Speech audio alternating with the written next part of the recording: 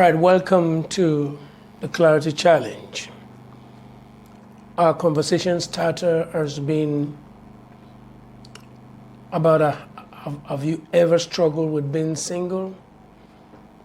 Psychologically, mentally, emotionally, feeling depressed and losing your focus. We already looked at the misconceptions of being single based on that conversation starter that is so very important, very profound. Today, taking it a little further, we want to look at then what does it mean to be single? What does it mean to be single? As I look at that focus, what exactly it means to say that you are single, the first thing that comes to my mind is if in the Holy Book, God, Jesus can look at two people and then talk about them in the sense of what God has joined together, let no man put asunder, the two shall become one flesh.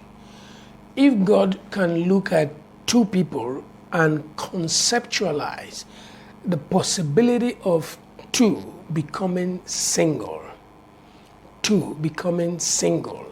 then it means that we cannot reduce being single to being unmarried, because even for the married, God's idea and ideal for them is for them to come back to being single. Now they were single, they got married, and God is giving them a visionary objective to become single, to retain their singleness. The two shall become one. As married, God still wants them to retain their singleness.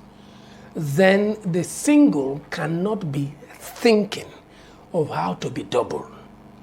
The single must be thinking how to retain their singleness even if and when married.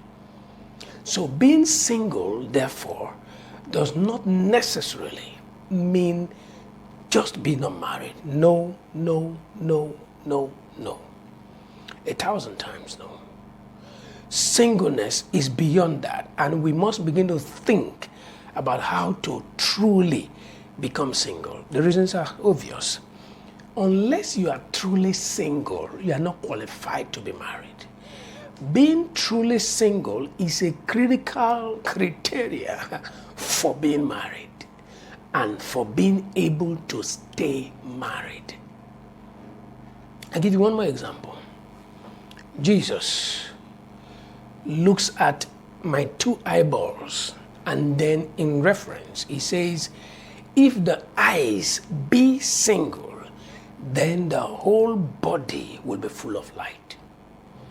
If the eyes, plural, be single, if the eyes can develop capacity to be single, then the whole body will be full of light. Listen, God's goal for us is to be single, to attain singleness.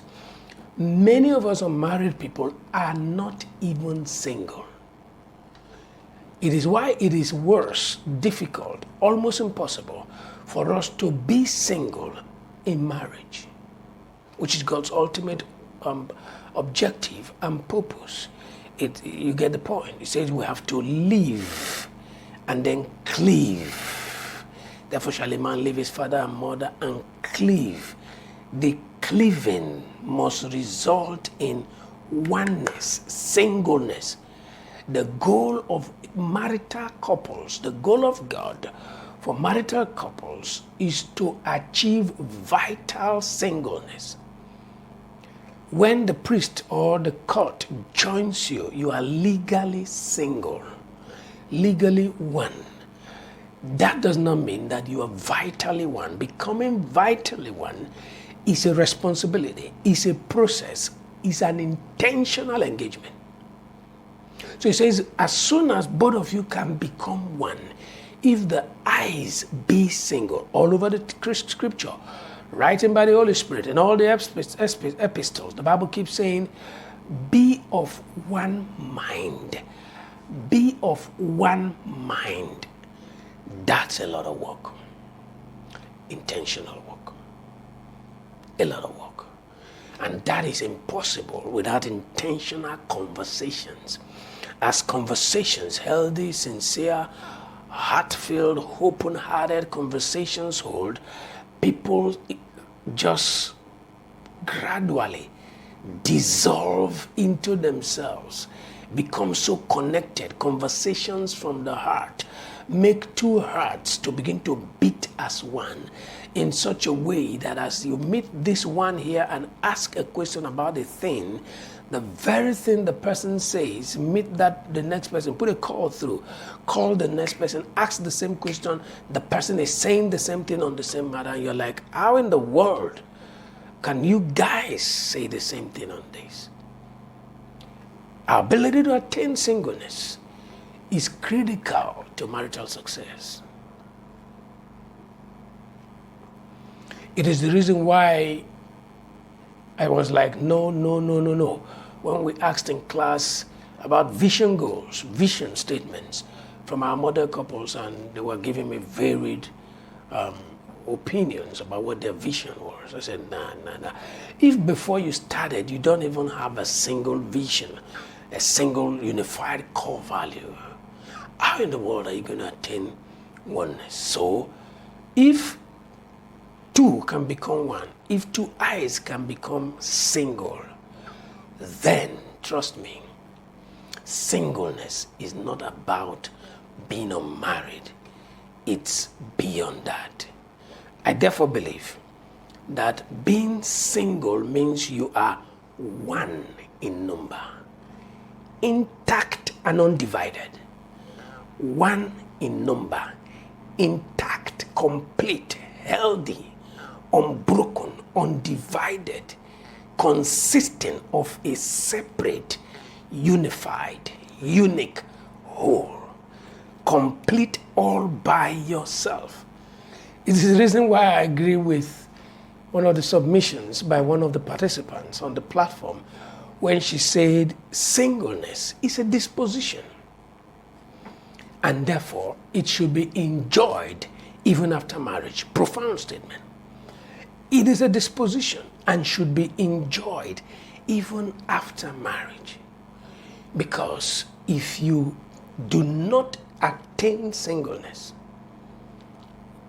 before you get married, you cannot experience it after marriage, except you intentionally, by training and exposure, develop it. Might make it a little more complicated for you. This for me is so profound.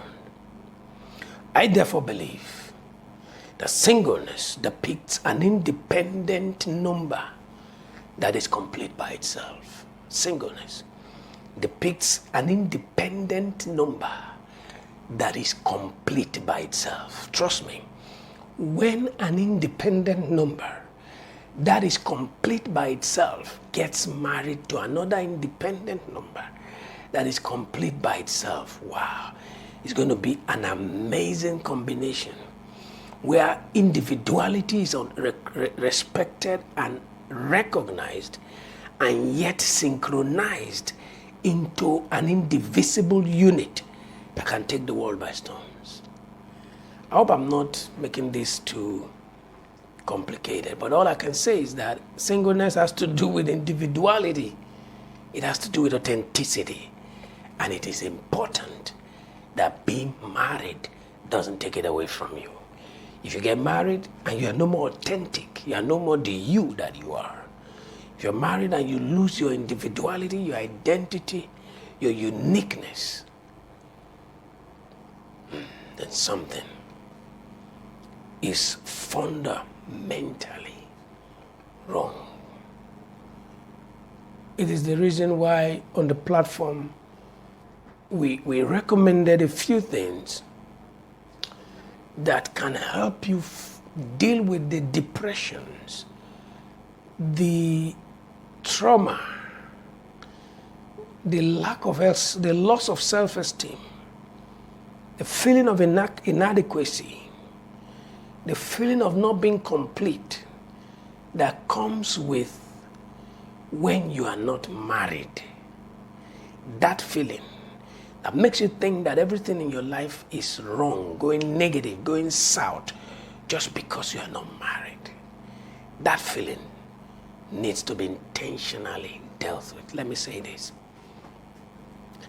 Marriage is not a magic wand that comes to put in place something that was not in place when you were single. You have not discovered purpose, pursuing purpose, accomplishing purpose, making a difference in your world before you get married. I cannot guarantee that being married will be able to deal with that. I can't guarantee that. I can assure you. A lot of people have gone into marriage and never had marriage deal with that. I can even say authoritatively that marriage will never be able to deal with that. It is something you must attain. It is something you must experience. It is something you must become for you to make meaning in marriage, for your marriage to add value, to make a difference. You need to be single. You need to be authentic. You need to be an individual all by yourself, an independent whole, complete by itself. By the time you are going into marriage, you need to have discovered you, celebrate you, be happy about you, and then be taking your world by storms. And then, as a matter of fact, finding the right person oftentimes comes and it's easier while you are out there taking your world by storms. Not while you're in your cocoon, folding your hands and just like waiting for this guy or this lady to show up. No. Listen, the kind of person you will attract while folding your hands and waiting can never be the kind of person you will attract while on the go. Trust me. That's why I keep saying you attract who you are. So we shared a few thoughts about some of the things that will help you when you begin to feel that sense of worthlessness because you're not yet married. There are things that would help you. I have a couple of them, but I just share some of the ones we talked on the platform. Someone said she talks to herself to get relief from grief and loneliness. That talks about self-talk. And I can tell you, self-talk is profoundly powerful. Another word for this is affirmations. You will always come to this point as you do life when you need to learn how to talk to yourself. It's what the Bible means when it says David encouraged himself in the Lord. It's about affirmations. Talk yourself up.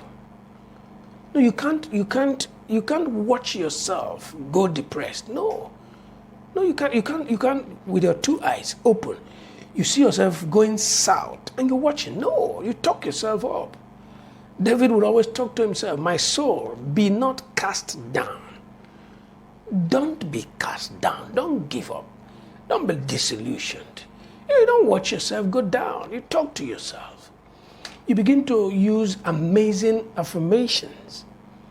And you see, somebody on the platform was like, sometimes she feels embarrassed as she's talking to herself and then she stumbles into people. You don't have to talk to yourself in public. You don't have to talk to yourself on the road.